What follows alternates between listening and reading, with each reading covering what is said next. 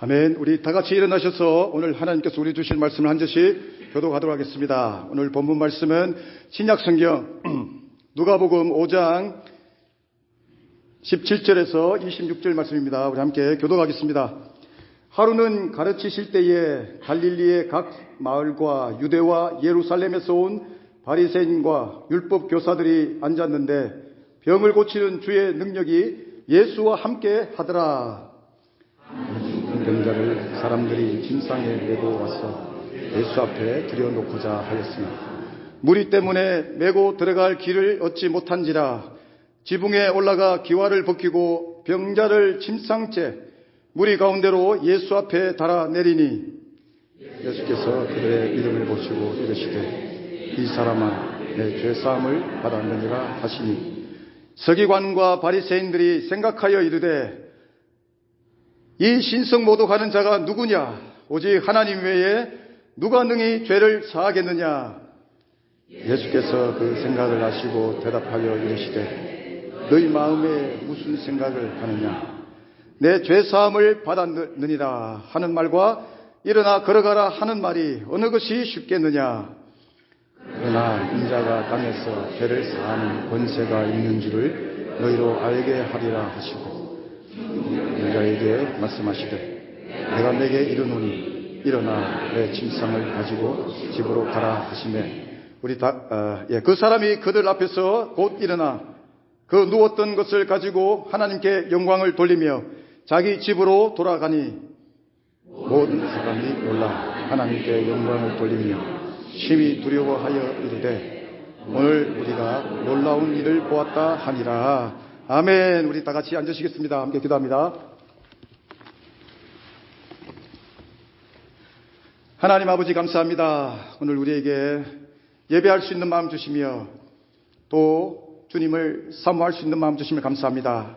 주님 이 시간 하나님의 말씀을 듣기를 원하오니 사람의 말이 아니라 주님이 내게 주시는 말씀으로 듣게 하시며 또 그 말씀이 내 영혼을 새롭게 하시며 삶 가운데 주님을 향한 발걸음이 또 도전받는 시간 되게 인도하여 주시옵소서. 감사하며 예수님의 이름으로 기도드리옵나이다. 아멘. 할렐루야. 나는 잘 가고 있는가? 어디로 가길래 이 제목이 주어졌는지 한번 생각해 보기를 원합니다. 우리 한번 해볼까요? 나는 잘 가고 있는가? 나는 잘 가고 있는가? 나는 잘 가고 있는가? 한번 해보겠습니다. 네, 한번 해보겠습니다. 나는 잘 가고 있는가? 예, 전부 다 예수님 믿고 예배하러 오셨는데 이 말이 무슨 말인가 한번 생각해 보기를 원합니다. 하루는 예수님께서 많은 사람들이 모인 곳인데 얼마나 장소가 큰지는 모르겠지만 그곳에 정말 사람이 들어갈 수 없을 정도로 또 아주 꽉 찬 그런 모습임을 보여주고 있습니다. 거기서 예수님께서 이제 말씀을 가르치시게 됩니다.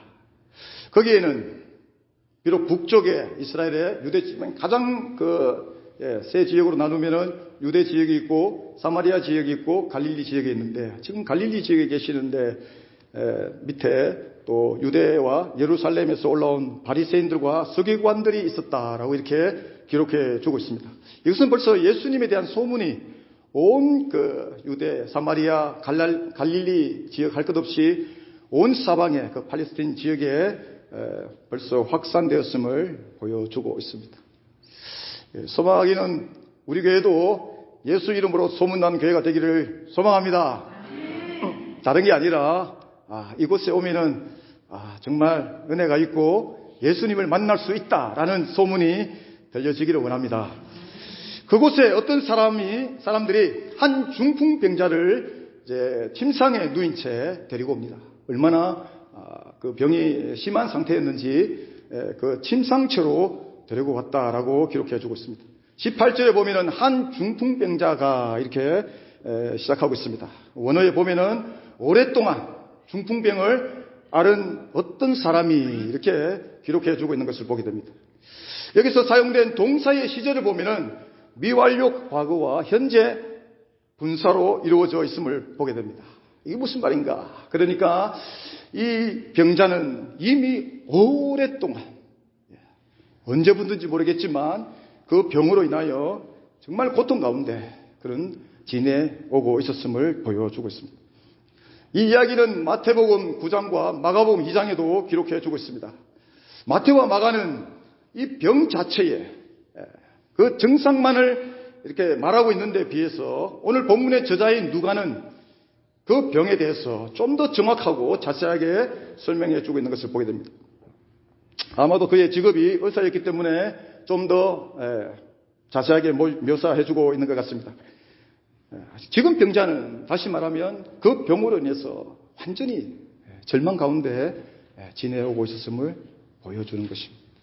그래서 올해 한 중풍병자가라는 의미도 그렇고 사람들이 그를 침상째로 이렇게 들고 오는 것도 아니고 침상째로 주님 앞에 나오고 있는 모습으로 보여주고 있는 것입니다. 누가복음 4장에서부터 예수님의 사역이 이렇게 시작되고 있음을 보여주고 있는데 그것을 볼 때에 오늘 이 병자는 이미 벌써 그가 침상에 누워서 지낼 수밖에 없는 상황이었지만 예수님이 누구신지, 예수님이 무슨 일을 하시는지, 어떤 그 일을 하시는지를 이미 그가 듣고 아마 알고 있었을 것입니다.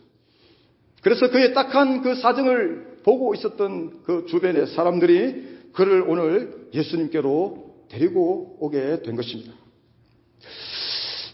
저는 계속해서 말씀을 드리는데 저는 목회하면서 한 가지 소망이 있습니다.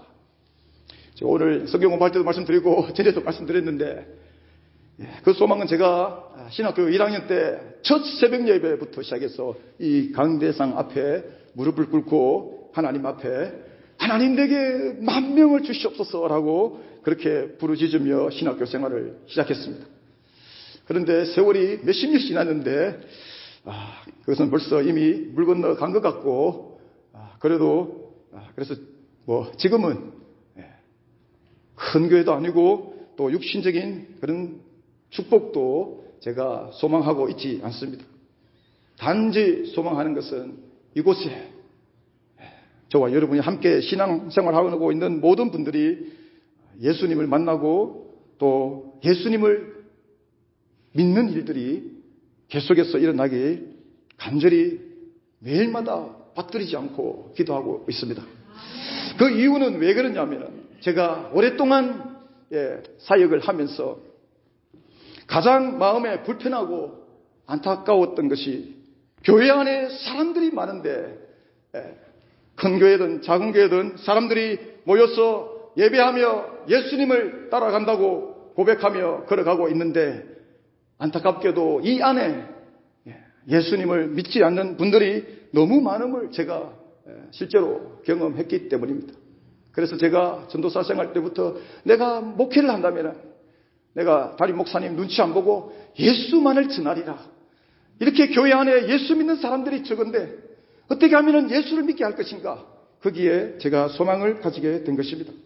여러분, 소망하기는 우리 교회가 한 번도 예외 없이 주님을 만나서 예수 믿고 천국 가는 그런 소망을 누리기를 주님의 이름으로 축원드립니다.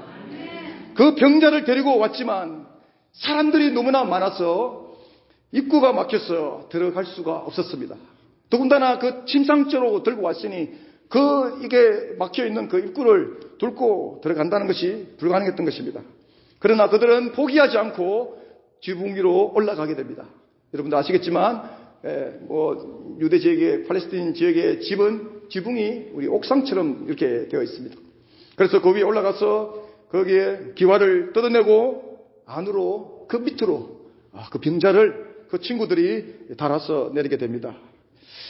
이것은 병자를 도와주고 있는 사람들뿐만 아니라 또 그 병자의 마음이 얼마나 그런 주님을 만나기를 간절히 소망하고 있었는가를 보여주는 장면이 됩니다.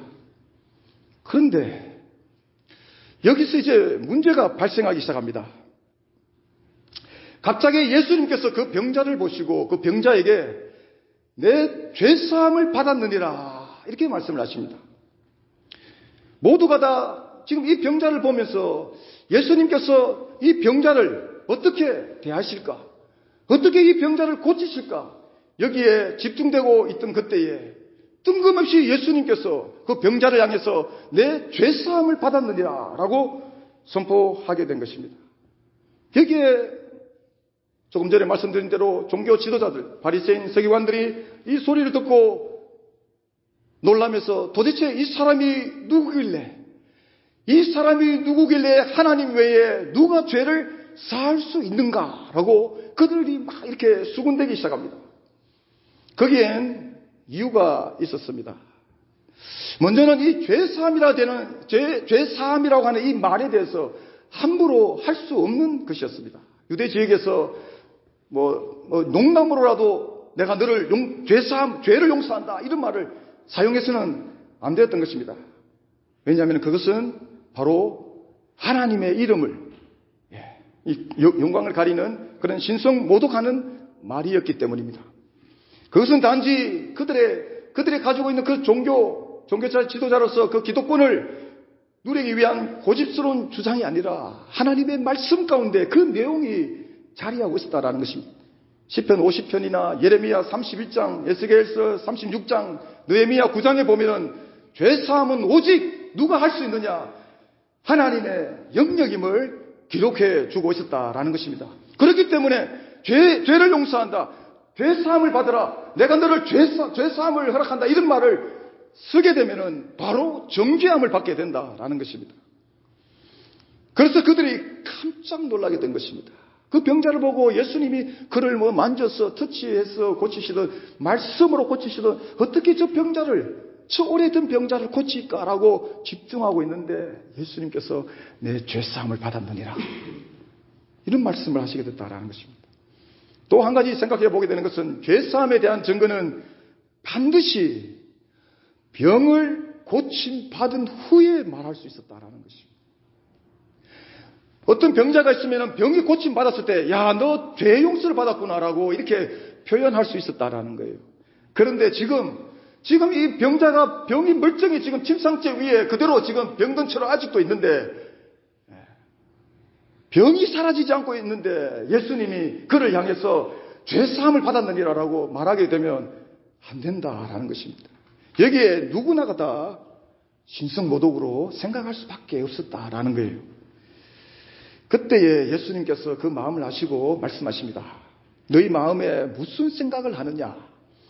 내 죄사함을 받았느니라 라는 말과 여전히 일어나 걸어가라 하는 말이 어떤 것이 더 쉽겠느냐라고 반문하시게 됩니다. 지금 모두가 다 지금 예수님께서 하시는 말씀이 신성모독이라고 생각하고 있는데 이 질문 앞에 갑자기 고민이 생기게 되었습니다. 예수님께서 그들의 마음을 간파하시고 말씀하신 것입니다.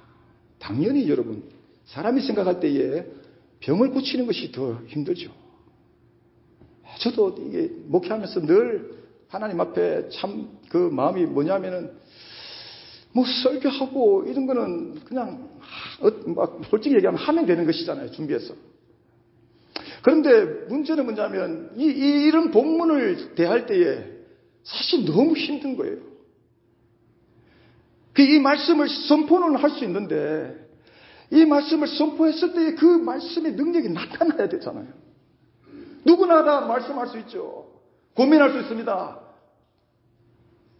기도할 수 있습니다. 주님께서 함께 하셔서 고쳐받기를 원합니다. 기적이 일어나기를 원합니다. 기도합니다. 하나님께서 회복시켜 주시기를 믿습니다. 누구나가 다 말을 할 수 있죠. 그런데 그 능력이 나타나는가라는 것입니다. 제가 이 말씀 선포 사역을 하면서 너무 힘든 거예요. 이런 부분을 대하게 되면은. 왜냐하면 이 말씀을 묵상하고 기도하며 선포를 하면은 그 증거가 나타나야 되는데. 네가 낫고자 하느냐? 낫기를 원합니다.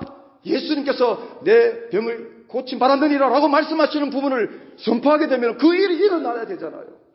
오늘도 마찬가지로 이 말씀을 선포하게 되면 우리 가운데 연약하신 분들이 병이 떠나가고 주님을 만나는 역사가 일어나야 되잖아요. 이렇게 말하는 것보다 선포하는 것보다 사실은 병을 고치는 게 훨씬 힘들다라는 것입니다.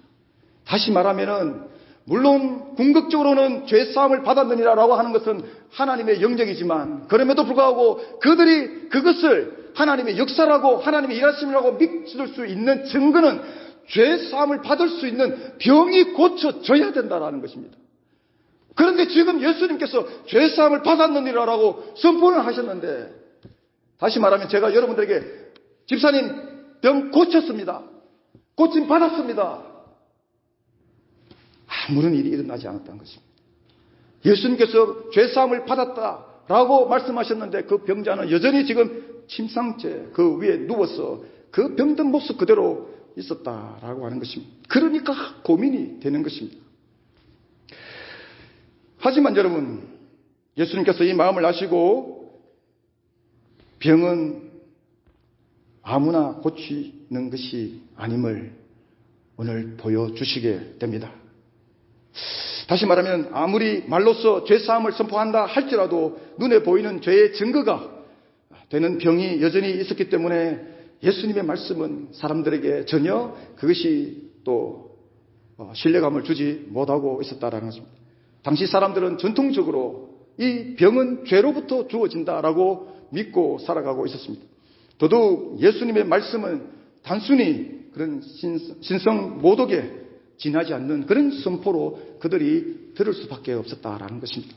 이 말씀을 하신 후에 예수님께서 이어서 말씀합니다. 이 사람의 마음이 이제 막 궁금해지는, 아니 저 사람이 누구길래 죄사함을 선포하느냐, 그것도 지금 이해가 안 되는데 죄사함을 선포하고 난 다음에 병이 여전히 있는데 무슨 권위로 무슨 의미로 지금 제가 선포하고 있는가 라고 궁금해하고 있을 때에 주님이 말씀하십니다. 인자가 땅에서 죄를 사하는 권세가 있는 줄을 너희로 알게 하리라.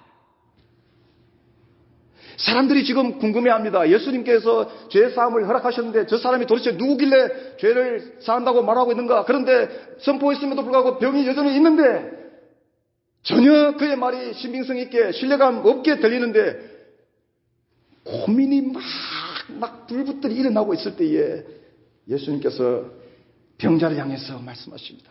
내가 내게 이르노니 일어나 내 침상을 가지고 집으로 가라. 모두가 깜짝 놀라게 됩니다. 말로써 또 신성 모독으로서 그 지금 분위기가 끝날 줄 알았는데 실제로 그들 눈앞에 죄사함의 증거가 나타나게 되었다라는 것입니다. 병이 완전히 사라져 버리는 것입니다. 예수님의 죄사함에 대한 말씀이 신성 모독이 아니라 실제임을, 그 권세를 눈으로 확인하게 된 것입니다. 이 오늘 본문 끝에 보면은 병을 고침받은 그 병자뿐만 아니라 사람들이 모두 하나님께 영광을 돌리고, 심지어 어떤 사람은 그 예수님의 일하심에 두려움을 느끼며 놀라운 일을 보았다라고 이렇게 고백하고 있는 것을 보게 됩니다. 여러분, 예수님께서 죄사함을 먼저 선포하신 것에는 중요한 이유가, 의미가 있다라는 것입니다. 사실은 인간적으로 보면은 예수님께서 그 친구 되는 나사로를 이렇게 늦게 방문하시는 것도 마찬가지고, 인간적으로 보면은 나사로를 그 소식을 듣자마자 일찍, 며칠 걸리지도 않는 그런 거리입니다. 일찍 가서 그 나사로를 기도해주고 이렇게 고쳐줘야 되는 것이 정상인데 예수님은 시간을 더 여유를 두시고 늦게 가셔서 나사로가 마치 죽기까지 기다리셨던 것처럼 예수님께서 늦게 방문하시는 것을 보여주는 것을 보게 됩니다. 거기서 예수님이 그 나사로를 고치시면서 예수님께서 어떤 분이신지를 사람들에게 보여주시는 장면이 있습니다. 지금도 마찬가지입니다. 지금도 마찬가지로 이 병자를 고치시고 그에게 죄사함을 선포하시는, 병을 고치기 전에 먼저 죄사함을 선포하시는 중요한 이유가 있는데, 오랫동안 그가 그 고통 가운데 지내고 있는 것을 생각한다면 먼저 병을 고치고 난 다음에 내가 죄사함을 받았느니라고 하셔야 되는데, 먼저 그렇게 죄사함을 선포하시게 된 거기에는 인생의 이 본질적인 그런 문제로 예수님이 그런 시선을 옮기고 있다라는 것입니다. 사람들이 지금 예수님을 보면서 뭐 어떤 관심으로 예수님을 바라보고 있느냐라는 거예요. 그 마음을 옮기고 있는 것이. 매일같이 예수님의 소식을 들으면서 내가 이 연약함이 있는데 예수님을 통해서 고침받아야 되겠다. 우리 신앙의 삶도 그렇지 않습니까? 예수님을 믿으면서도 마치 이 사람들처럼 예수님에 대한 관심이 아니라 나의 삶의 그런 필요와 요구들이 해결되기를 원하는 마음으로 주님을 찾게 된다라는 것입니다. 그러한 마음을 아시는 주님께서 먼저 인생의 본질적인 문제가 무엇인지를 먼저 선포하고 있다라는 것입니다. 당시 모든 사람들이 믿고 생각하듯이 분명 질병은 죄로 인한 그런 이 땅 가운데 주어진 결과였습니다. 그들의 믿음에는 에덴 동산 이후에 그 사람들에게 주어진 그런 현상이기 때문에 죄로부터 질병이 주어졌다라고 그들은 믿고 있다라는 것입니다. 그런데 인생의 문제가 그 병이 있는 것이 아니라 오랫동안 비록 그가 그 침상 위에 누워있고 아무것도 하지 못하고 고통 가운데 지내왔다 할지라도 그 사람 인생의 본질적인 문제는 그 병이 아니라 예수님이 죄였다라고 선포해주고 있다라는 것입니다. 여러분은 예수님을 믿고 살아가고 있는데 잘 가고 계십니까? 예수님을 믿는다는 것이 무엇인가? 예수님을 어떻게 하면 잘 믿고 잘 가고 있는 것인가? 혹이라도 우리 마음속에 여전히 우리 삶의 현실 가운데 주어진 내용들을 가지고 주님 앞에 그런 온 그 마음이 그것으로 가득 찼어 주님을 숨기고 계시지는 않습니까? 오늘 주님이 저와 여러분에게 그 마음을 아시고 오늘 물으신다라는 것입니다. 병 고치는 받기를 원하는가? 병 고침이 너의 삶의 전부인가? 아니면 또 다른 문제, 삶의 어떤 처해 있는 환경들, 그것이 너의 삶의 전부인가? 묻는 것입니다. 인생은 누구든지 그런 필요에 의한 그런 환경에 처해질 수가 있습니다. 이런 질병과 같은 문제도 그렇고 우리의 그런 어떤 살아가는 삶의 목적이라든가 계획이라든가 그런 사업이라든가 가정이라든가 학업이라든가 인간관계라든가 모든 문제 가운데 우리 마음을 주님께로 이끄는 그런 동기가 목적이 되는 것이 있다면 다 이런 부분이다라는 것입니다. 아무리 그 병자가 오래된 그런 고통 가운데 처해져 있었다 할지라도 그의 병을 고치는 것이 그 인생을 바꾸는 것이 아니라 주님을 만나서 죄사함을 받아야 된다라는 거예요. 저와 여러분에게도 주님을 찾는 마음, 예배하는 마음, 동기가 되는 것이 무엇입니까? 한번 보십시오. 그것이 자세히 보면은, 이제 지금 오늘 이 병자가 주님께로 나가는 모습과 다른 것이 있습니까?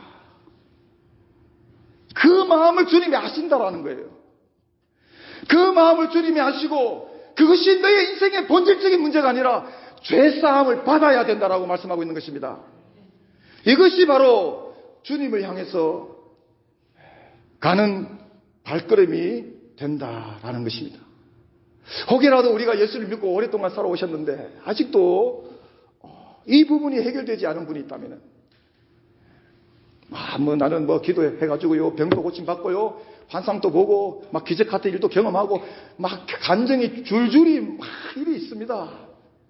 그런데 한 가지 죄사함 좀 그런 부분에 대해서 두려운 마음이 계시다면 오늘 주님이 이것을 해결해야 된다는 것입니다. 다른 게 아니라는 거예요. 우리 필요가 아니라는 것입니다. 예수님을 믿고 따라가는 삶의 길이 우리의 필요가 목적이 되면 안 된다는 거예요. 죄를 해결해야 된다는 것입니다. 두 번째로 예수님께서 죄사함을 먼저 선포하신 그 내용에는 분명히 그것이 신성 모독이 됨에도 불구하고 그것으로부터 예수님은 자유하신다라는 것을 선포해주고 있다라는 것입니다. 그것은 뭐냐면은 예수님을 따라가는 사람이 매일같이 우리 요한복음에 보면은 수많은 군중들이 매일같이 주님을 따라가는 장면들이 나옵니다. 그러다가 결국에는 그들이 많은 사람들이 주님을 떠나게 됩니다. 그리고 주님께로 다시 돌아오지 않았다라고 성경은 기록해 주고 있습니다. 이렇게 지금 여기에도 사람들이 매일같이 자기의 피로들, 병을 고쳐야 되고 귀신을 쫓아내야 되는 그런 상황 속에서 주님을 찾고 있지만, 그러나 그것보다 예수님께서는 본질적으로 우리를 구원하시기 위하여 오신, 죄를 사하시기 위해서 오신 메시아 구원자 되심을 보여주는 사건이 된다라는 것입니다. 그래서 물론 이 말씀을 가지고 우리가 참 과거에 보면은 기도원이든 어디든 주님을 붙들고 이렇게 피로를 참 목소리 외쳐서 하나님께 기도하며 나가서 응답을 받은 그런 체험도 있으시겠지만, 그럼에도 불구하고 이 말씀의 본질적인 의미는 저와 여러분에게 주님 안에서 죄사함을 받았는가, 이것에 대해서 묻고 있음을 기억할 수 있기를 바랍니다. 예수 믿는 것은 죄로부터 해방됨을 말하는 것입니다.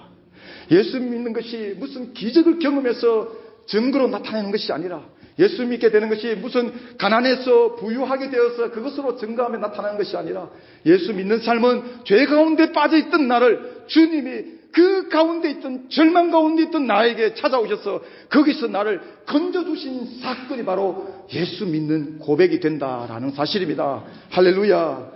저와 여러분에게 이 은혜가 있기를 주님 이름으로 축원드립니다. 많은 사람들이 인진상정이라 신앙생활 가운데 잘 되기를 바라는 마음을 가지고 주님을 따라가는 모습을 보게 됩니다. 당연합니다. 주님을 믿고 살아가면서 나는 잘 안 됐으면 좋겠다, 나는 실패했으면 좋겠다, 그런 사람 누가 있겠습니까? 내가 좀 부유한데 예수 믿고 좀 이렇게 좀 가난해졌으면 좋겠다, 힘들고 힘들어서 그때서야 정말 주님이 살아계신지 한번 경험해보고 싶다, 내가 주님을 만나기가 이렇게 나의 삶이 너무 좀 안정이 되어서 잘 모르겠는데 나의 삶이 완전히 꼬꾸라져서 완전히 정말 절망 가운데 가서 정말 주님이 살아계신지를 한번 경험해보고 싶다라고 생각하시는 분은 아무도 안 계실 것입니다. 예수 믿으면 잘 되고 싶고, 예수 믿으면 성공하고 싶고, 예수 믿으면 합격하고 싶고, 예수 믿으면 건강하고 싶은 것이 우리의 마음입니다.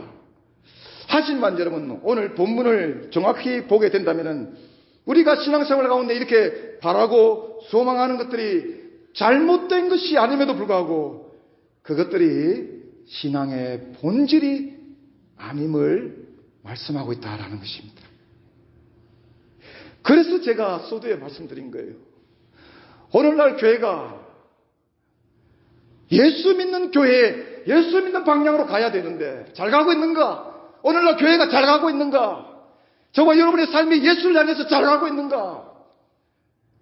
여러분 스스로 물어보시기 바랍니다. 여러분들이 과거에 신앙생활했던 교회가 잘 가고 있었는가? 여러분들의 가족이 예수님을 향해서 잘 가고 있었는가?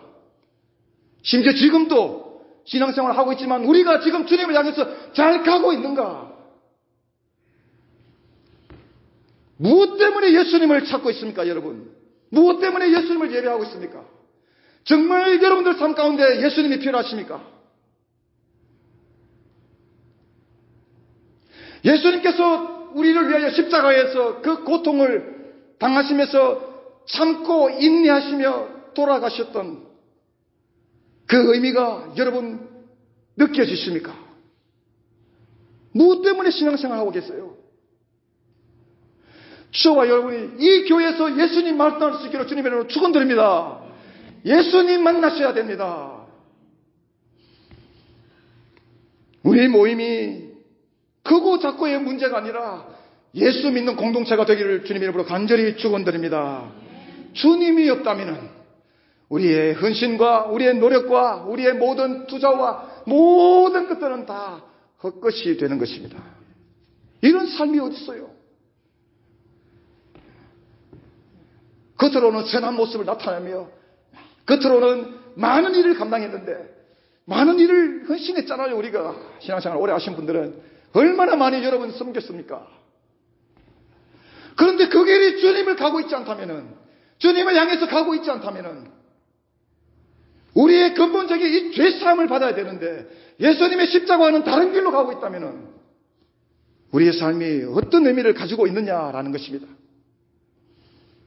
제가 누누이 말씀드리지만 당시에 예수님을 믿는다라는 그 말은 삶의 길을 바꾸었음을 말하는 것이, 내가 가고 있는 이 길을 내가 바꾸었다라는 것입니다. 턴했다라는 것입니다. 예수님의 그 십자가 은혜를, 죄사함을 경험하지 못했는데 여러분, 몸이 주님께로 가고 있다고? 시간이 주님 앞에 드리고 있는 시간이 있다고? 아닙니다, 여러분. 성경은 그렇게 말하고 있잖아요. 성경은 우리의 삶의 본질적인, 인생의 본질적인 문제, 예수님을 만나는, 죄사함을 경험하는 그 사실이 있어야만이 삶이 변화되었음을 말하고 있다는 것입니다. 오늘 이 시간에 이것을 여러분 묵상하시면서 주님을 진정으로 구원자로 믿음으로 고백할 수 있기를 축원드립니다. 이 땅에는 사실 영원한 기쁨도 없습니다. 이 땅에는 여러분 영원한 슬픔도 없습니다. 우리가 기쁨을 누리고 어떤 즐거움을 누리면서 열심히 살아오셨잖아요. 영원할 것 같습니까? 아니잖아요. 우리 이미 압니다, 그것을. 이미 그것이 아니라는 걸 알고 있잖아요. 그렇게 수도 없이 노력하며 열심히 살아왔는데 이것이 나에게 영원한 기쁨을 주지 못하는 것, 나에게 본질적인 기쁨을 주지 못한다는 것, 여러분 알잖아요. 우리 솔직히 말씀하면은. 슬픔도 마찬가지입니다. 마치 우리는 영원할 것만 같은 그런 생각으로 살아왔습니다. 어때요? 만족하십니까? 잘 살아왔다. 나는 지금 이제 노력한 만큼 누린다. 할렐루야, 기쁘다. 고백할 수 있습니까? 아니잖아요. 아니지 않습니까? 아닌 것을 우리가 알잖아요, 여러분. 우리가 그렇게 살든 못 살든, 이루든 못 이루든, 여러분, 지금 또 한순간도 1초도 멈추지 않고 우리를 향해서 멈춤이 없이 다가오는 것이 있잖아요.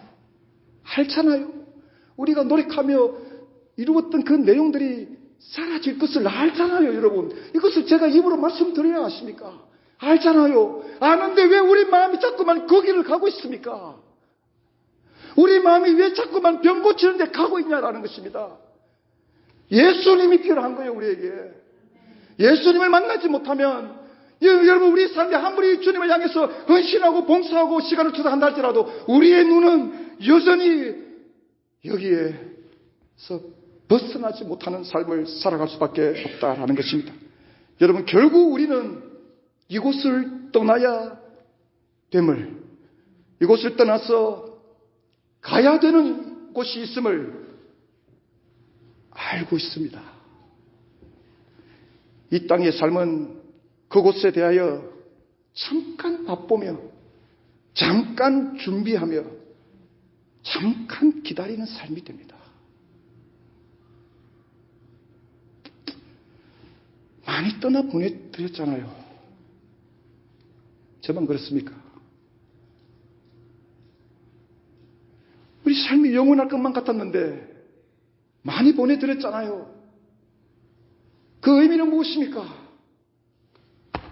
다음은 내 차례라는 의미 아니겠습니까? 여러분, 신앙생활 가운데 주님 만날 수 있기를 축원드립니다. 예수님 만나셔야 됩니다. 사라지는 것에 의미를 두지 마세요. 영원하지 않습니다. 슬픔이라 할지라도 영원하지 않습니다.